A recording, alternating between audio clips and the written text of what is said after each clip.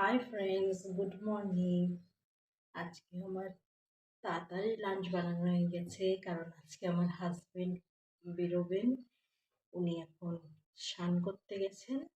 আর আজকে লাঞ্চে বানিয়েছি আলু দিয়ে মাছের ঝোল, আর একটা পুঁই শাক, কুমড়ো আলু মাছের মাথা দিয়ে করেছিলাম, ওটাকে গরম করে নিয়েছি। কারণ আজকে আমি খাবো না, কারণ তোমরা নিশ্চয়ই সবাই জানো আজকে নীল ষষ্ঠী। তো ওই জন্য আজকে আমার উপোস, শুধু আমার ছেলে আর আমার হাজবেন্ডই খাবে। আর এই যে রিয়ান উঠে গেছে, আমার স্নান বাড়ির পুজো হয়ে গেছে, আর এখন আমি যাচ্ছি মন্দিরে পুজো দিতে।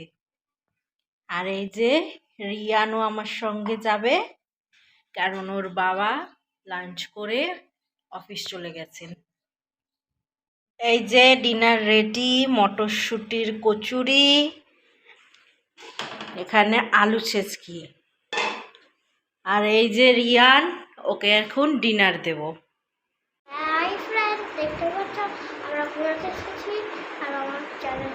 আর আজকে ডিনারে ছিল রুটি আর আলু আর ডিনারটা ছিল, তোমরা ব্লগসে দেখে নিও। হ্যাঁ, তো আমার চ্যানেলকে লাইক করে দেবে, বেশি করে যাবে, সাবস্ক্রাইব করে দেবে, কমেন্ট করে দেবে। By, good night.